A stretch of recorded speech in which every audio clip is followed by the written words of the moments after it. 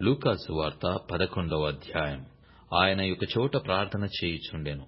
ప్రార్థన చాలించిన తరువాత ఆయన శిష్యులలో ఒకడు, ప్రభువా, యోహాను తన శిష్యులకు నేర్పినట్టుగా మాకును ప్రార్థన చేయ నేర్పుమని ఆయననడిగెను.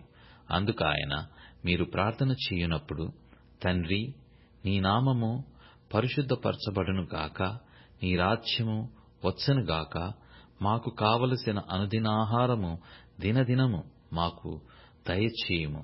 మేము మాకిచ్చియున్న ప్రతి వానిని క్షమించుచున్నాము గనుక మా పాపములను క్షమించుము, మమ్మును శోధనలోనికి తేకుము అని పలుకుడని వారితో చెప్పెను. మరియు ఆయన వారితో ఇట్లనెను, మీలో ఎవనికైనను ఒక స్నేహితుడుండగా అతడు అర్ధరాత్రి వేళ ఆ స్నేహితుని యొద్దకు వెళ్లి, స్నేహితుడా, నాకు 3 రొట్టెలు బదులిమ్ము, నా స్నేహితుడు ప్రయాణము చేయుచు మార్గములో నా యొద్దకు వచ్చియున్నాడు, అతనికి పెట్టుటకు నా యొద్ద ఏమీయూ లేదని అతనితో చెప్పిన ఎడల, అతడు లోపలనే ఉండి, నన్ను తొందర పెట్టవద్దు, తలుపు వేసియున్నది, నా చిన్నపిల్లలు నాతో కూడా పండుకొనియున్నారు, నేను లేచి ఇయ్యలేనని చెప్పునా? అతడు తన స్నేహితుడైనందున లేచి ఇయ్యకపోయినను అతడు సిగ్గుమాలి మాటిమాటికి అడుగుట వలనను లేచి అతనికి కావలసినయు ఇచ్చును అని మీతో చెప్పుచున్నాను. అటువలే మీరును అడుగుడి, మీకియ్యబడును, వెదకుడి, మీకు దొరకును, తట్టుడి, మీకు తీయబడును. అడుగు ప్రతి వానికి ఇయ్యబడును, వెదుకువానికి దొరుకును, తట్టువానికి తీయబడునని మీతో చెప్పుచున్నాను. మీలో తండ్రి అయిన వాడు తన కుమారుడు చేపనడిగితే చేపను ప్రతిగా పామునిచ్చునా? గుడ్డునడిగితే తేలునిచ్చునా? కాబట్టి మీరు చెడ్డవారయుండియు మీ పిల్లలకు మంచి ఈవులనీయ నెరిగియుండగా, పరలోకమందున్న మీ తండ్రి తన్ను అడుగువారికి పరిశుద్ధాత్మను ఎంతో నిశ్చయముగా అనుగ్రహించుననెను. ఒకప్పుడు ఆయన మూగ దయ్యమును వెళ్ళగొట్టుచుండెను.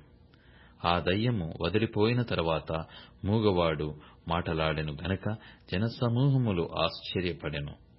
అయితే వారిలో కొందరు, వీడు దయ్యములను అధిపతి అయిన బయల్జెబూలు వలన దయ్యములను వెళ్ళగొట్టుచున్నాడని చెప్పుకొనిరి. మరికొందరు ఆయనను శోధించుచు, పరలోకము నుండి ఒక సూచక క్రియను చూపమని ఆయననడిగిరి. ఆయన వారి ఆలోచనలను ఎరిగి వారితో ఇట్లనెను, తనకు తానే వ్యతిరేకముగా వేరుపడిన ప్రతి రాజ్యమును పాడైపోవును, తనకు తానే విరోధమైన ఇల్లు కూలిపోవును. సాతానును తనకు వ్యతిరేకముగా తానే వేరుపడిన ఎడల వాని రాజ్యం ఎలాగూ నిలుచును? నేను బయల్జెబూలు వలన దయ్యములను వెళ్ళగొట్టుచున్నానని మీరు చెప్పుచూ ఉన్నారే. నేను బయల్జెబూలు వలన దయ్యములను వెళ్ళగొట్టుచున్న ఎడల మీ కుమారులు ఎవని వలన వెళ్ళగొట్టుచున్నారు? అందుచేత వారే మీకు తీర్పరులయ్యుందురు. అయితే నేను దేవుని వ్రేలితో దయ్యములను వెళ్ళగొట్టుచున్న ఎడల నిశ్చయముగా దేవుని రాజ్యము మీ యొద్దకు వచ్చియున్నది. బలవంతుడు ఆయుధములు ధరించుకొని తన ఆవరణమును కాచుకొనున్నప్పుడు అతని సొత్తు భద్రముగా ఉండును. అయితే అతనికంటే బలవంతుడైన ఒకడు అతని పైబడి జయించునప్పుడు అతడు నమ్ముకొనిన ఆయుధములనన్నిటినీ లాగుకొని అతని ఆస్తిని పంచిపెట్టును. నా పక్షమున ఉండువాడు నాకు విరోధి, నాతో సమకూర్చని వాడు చెదరగొట్టువాడు. అపవిత్రాత్మ యొక్క మనిషిని వదిలిపోయిన తరువాత అది విశ్రాంతి వెదుకుచు నీరు లేని చోట్లు తిరుగుచుండును. విశ్రాంతి దొరికినందున నేను విడిచి వచ్చిన నా ఇంటికి తిరిగి వెళ్ళుదుననుకొని వచ్చి ఆ ఇల్లు ఊడ్చి అమర్చియుండుట చూచి వెళ్లి తనకంటే చెడ్డవైన మరి 7 అపవిత్ర ఆత్మలను వెంటబెట్టుకొని వచ్చును. అవి అందులో ప్రవేశించి అక్కడనే కాపురముండును. అందుచేత ఆ మనుష్యుని కడపటి స్థితి మొదటి దానికంటే చెడ్డదగునని చెప్పెను.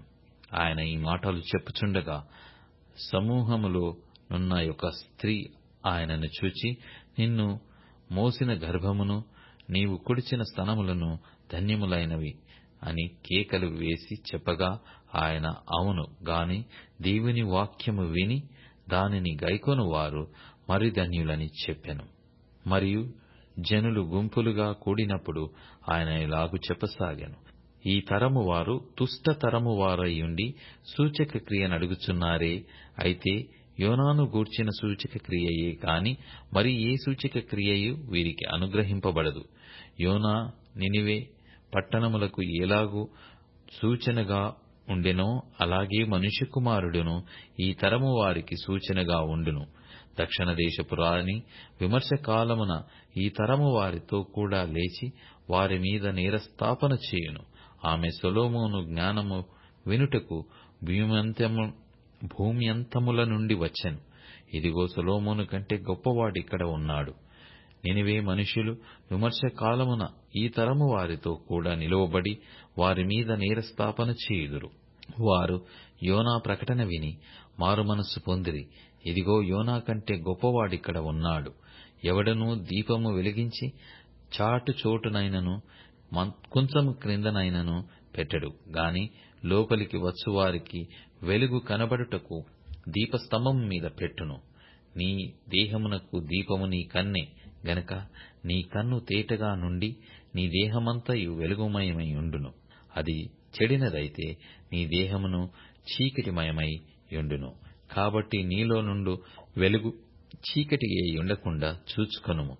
ఏ భాగమైనను చీకటి కాక నీ దేహమంతయు వెలుగు మయమైతే దీపము తన కాంతిని నీకు వెలిగించినప్పుడు ఎలాగుండునో అలాగు దేహమంతయు వెలుగుమయమై ఉండునని చెప్పాను. ఆయన మాటలాడుచుండగా ఒక పరిసయ్యుడు తనతో కూడా భోజనము చేయమని ఆయనను పిలవగా ఆయన లోపలికి వెళ్లి భోజన పంక్తిని కూర్చుండెను. ఆయన భోజనమునకు ముందుగా స్నానము చేయలేదని ఆ పరిసయ్యుడు చూచి ఆశ్చర్యపడెను.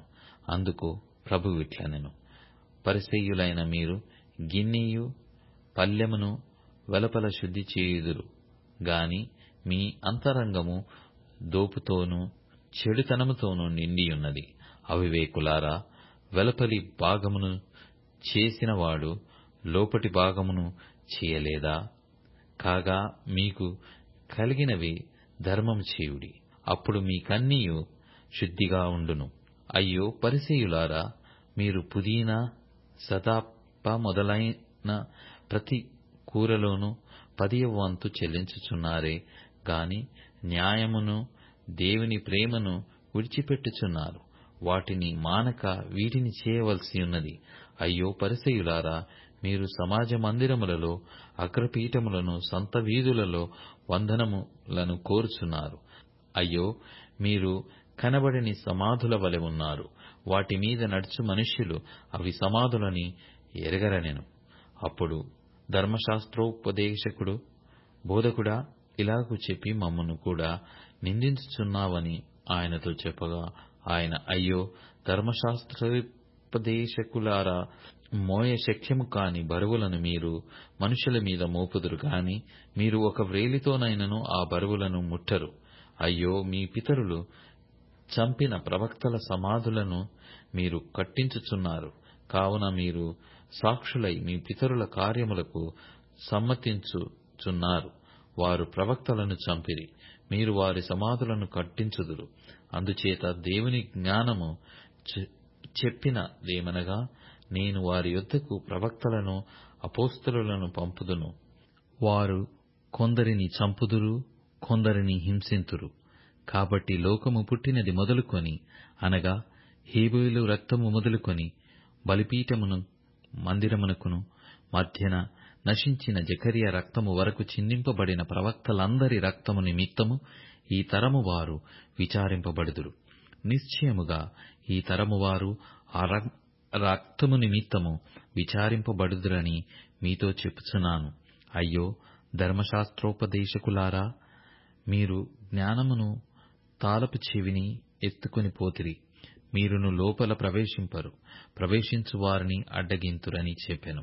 ఆయన అక్కడ నుండి వెళ్ళినప్పుడు శాస్త్రులను పరిసయ్యులను ఆయన మీద నిండా పగబట్టి ఆయన మీద నేరము మోపవలెనని యుండి, ఆయన నోటి నుండి వచ్చు ఏ మాటనైనను పట్టుకొనుటకు పొంచి వెదుకుచు చాలా సంగతులను గూర్చి ఆయనను మాటలాడింపసాగిరి.